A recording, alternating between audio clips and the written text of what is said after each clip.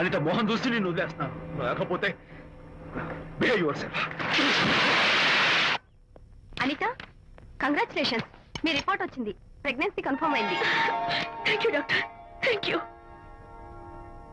Hello Shanti చెప్పు. ఏంటండి అక్కడ ఫంక్షన్ కి లేట్ అవుతుంటే మీరు ఇంకా ఆఫీస్ లోనే కూర్చున్నారు? సారీ శాంతి, అనుకోకుండా ఆర్టీఎస్ తో నాకు మీటింగ్ పడింది, నేను ఫంక్షన్ రావడం కుదరదు, నువ్వు వెళ్ళరా. ఒకవేళ మీటింగ్ త్వరగా అయిపోతే మీరు డైరెక్ట్ గా ఫంక్షన్ కి వచ్చేయండి. అలాగే.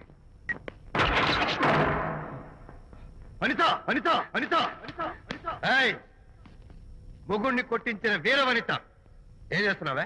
ప్రకాష్, ఏమైంది? ఏమైందా? నువ్వు చేసిన పనికి గుండె మండిపోయి తాగొచ్చాను కాబట్టి నా ఇష్టం వచ్చాడు అవుతాను. నేనే చేశానండి. ఏం యాక్టింగ్ చేస్తుందండి. నువ్వు నువ్వు ఆ విజయ్ గారితో నన్ను కొట్టించలేదు. ఏంటి మీరు మాట్లాడేది? నా లైఫ్ నా ఇష్టం, నాకెంతమంది ఫ్రెండ్స్ ఉంటారు. అడగడానికి నువ్వెవరు, కొట్టడానికి వాడేవాడు. అయినా నాకు తెలియకడుతాను, నీకు మగ ఫ్రెండ్స్ ఉండొచ్చు, నాకు ఆడ ఫ్రెండ్స్ ఉండకూడదా? తప్ప? మీరు చేస్తున్న చెడు స్నేహాలు ఖచ్చితంగా తప్పే. ఓహో, అందుకే నన్ను కొట్టించావన్నమాట. అయ్యో, నేను కొట్టించడం ఏంటండి? నాకేం తెలీదు. నేను హాస్పిటల్కి వెళ్ళాను, డాక్టర్ గారు ప్రెగ్నెన్సీ అని కన్ఫర్మ్ చేశారు. మనకి బిడ్డ పుట్టబోతుందనే గుడ్ న్యూస్ మీకు మీకు చెప్తామని వెయిట్ చేస్తున్నాను. No no no no no no, మనక్క బిడ్డ పుట్టబోయేది నీకు. నీకు ఏంటండి అలా అంటారు? ఎస్, నీ కడుపులో బిడ్డకి తండ్రి నేను కాదు, ఆ విజయ్ గారు.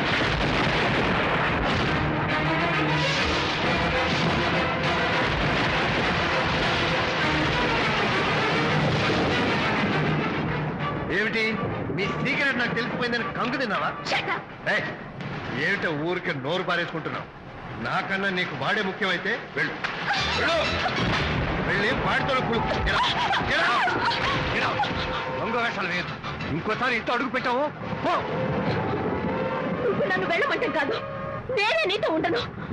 ఇన్నాళ్ళు విజయ్ బాధపడతాడేమోనని నువ్వెన్ని వేషాలు వేసినా భరించాను, సహించాను. కానీ ఈ రోజు దేవుళ్ళంటూ విజయ్కి నాకు మధ్య అక్రమ సంబంధం అంటగట్టాడు కూడా. నీతో కలిసి ఉండటం నా వల్ల కాదు, వెళ్తున్నాను. Good bye.